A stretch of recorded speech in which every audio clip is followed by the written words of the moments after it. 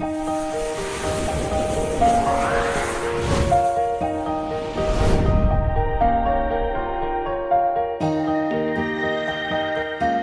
स्वागत है हमारे चैनल पर। दोस्तों छत्तीसगढ़ में फिर से एक नई भर्ती आ गई है।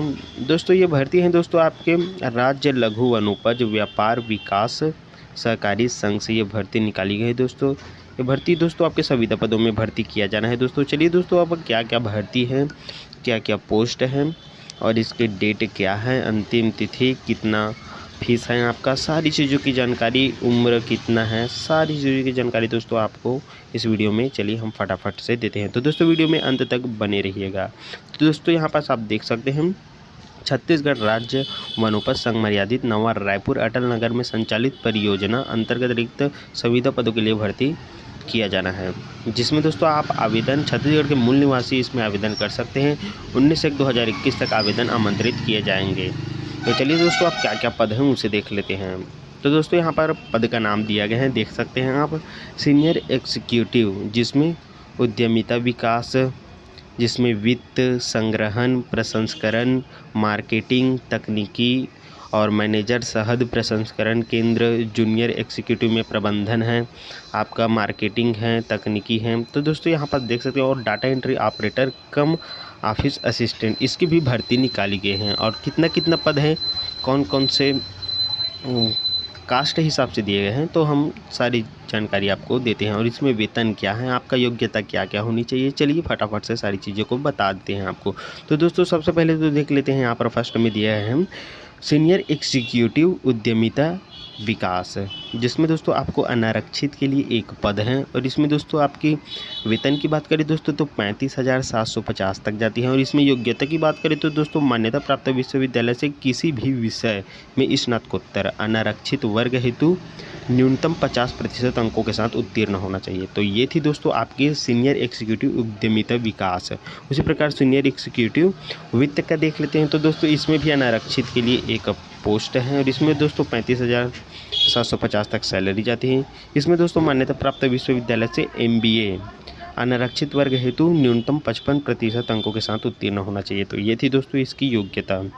इसके बाद दोस्तों यहाँ पर संग्रहण का देख लेते हैं, जिसमें अनारक्षित के लिए एक पोस्ट है। और दोस्तों इसमें 35,750 तक इसकी भी सैलरी जाती है। इसमें योग्यता की बात करें दोस्तों तो मान्यता प्राप्त विश्वविद्यालय से विज्ञान वानिकी कृषि विषय में स्नातकोत्तर अनारक्षित वर्ग हेतु न्यूनतम 55% अंकों के साथ उत्तीर्ण होना चाहिए। तो ये थी दोस्तों आपके सीनियर एग्जीक्यूटिव संग्रहण के लिए योग्यता। उसके बाद दोस्तों यहाँ पर प्रसंस्करण की बात कर लेते हैं।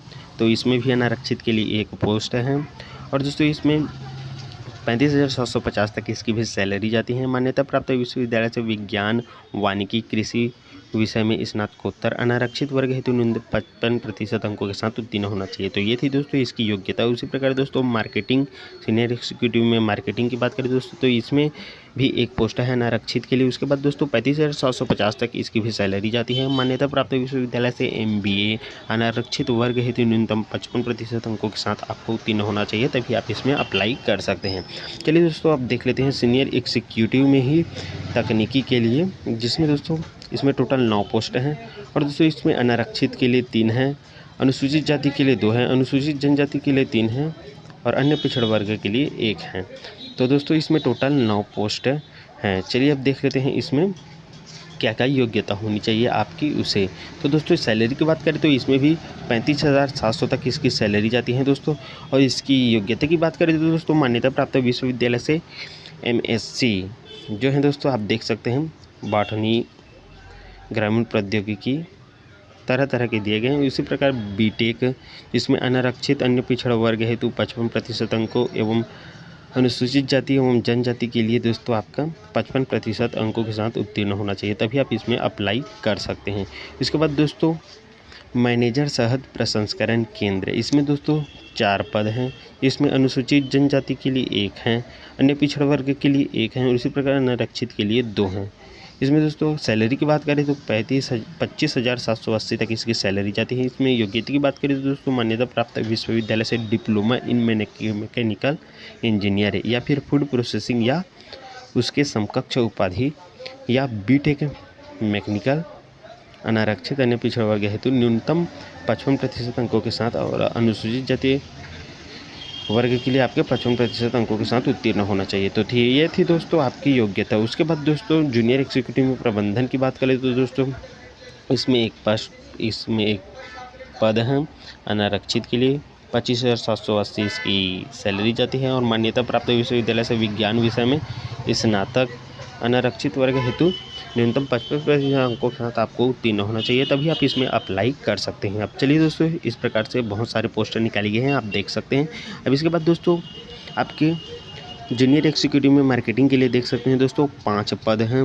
अनुसूचित जाति के लिए 2 हैं, अनुसूचित जनजाति के लिए दोस्तों आपके 1 हैं और अनारक्षित के लिए 2 पद हैं। और इसमें दोस्तों सैलरी की बात करें तो दोस्तों 25,780 तक इसकी सैलरी जाती है। इसके बाद दोस्तों इसमें योग्यता की बात करें तो दोस्तों मान्यता प्राप्त विश्वविद्यालय से BBA BSc अनारक्षित हेतु आपके 55% अंकों के साथ एवं अनुसूचित जनजाति वर्ग हेतु 50% अंकों के साथ उत्तीर्ण होना चाहिए, तभी आप इसमें अप्लाई कर सकते हैं। उसके बाद दोस्तों 10वें नंबर का देख लेते हैं जूनियर एग्जीक्यूटिव तकनीकी में ही, जिसमें दोस्तों आपके 4 पोस्ट हैं और इसमें दोस्तों अनुसूचित जनजाति के लिए दोस्तों 2 पद हैं, अन्य पिछड़ वर्ग के लिए 1 पद हैं और अनारक्षित के लिए भी 1 पद है।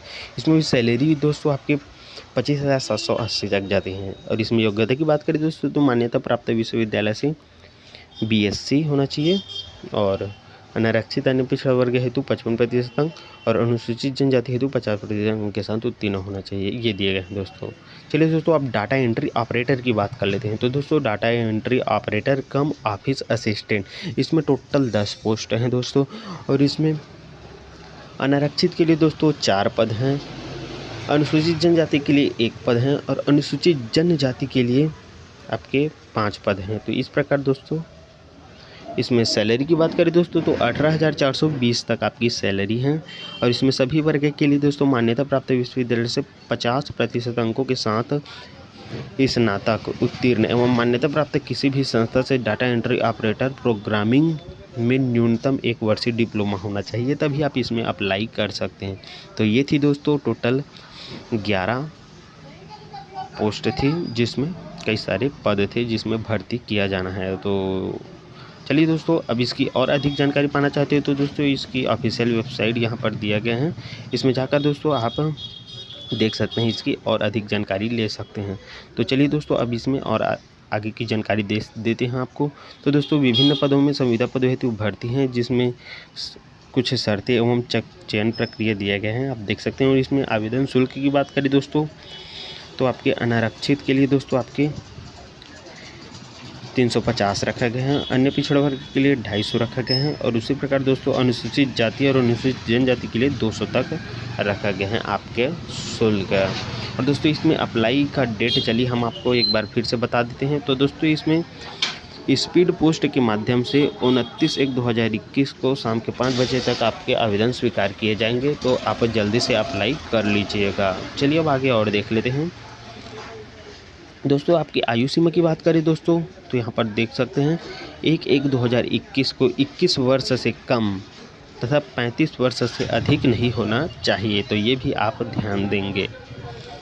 और इसी प्रकार दोस्तों छूट भी दिया गया है, तो चलिए देख लेते हैं। अनुसूचित जाति, अनुसूचित जनजाति तथा अन्य पिछड़ा वर्ग के लिए उम्मीदवारों को अधिकतम आयु सीमा में 5 वर्ष की छूट दी गई है और महिला उम्मीदवार को अधिकतम आयु में 10 वर्ष की छूट दी गई है और छत्तीसगढ़ के स्थानीय निवासी को अधिकतम आयु सीमा में 5 वर्ष की छूट दी गई है। तो चलिए और आगे देख लेते हैं। यहीं पर दोस्तों टिप को भी हम आपको बता देते हैं। सभी छूटों को मिलाकर अधिकतम आयु में 45 वर्ष से अधिक नहीं होगी, तो आप यहाँ पर देख सकते हैं। और 10वीं के मार्कशीट द्वारा आपके आयु प्रमाण पत्र की पुष्टि की जाएगी, तो ये भी आप ध्यान देंगे। और दोस्तों आवेदक को छत्तीसगढ़ के स्थानीय निवासी होना अनिवार्य है, स्थानीय निवासी इसमें अप्लाई कर सकते हैं। तो ये थी दोस्तों आवेदन की सारी जानकारी।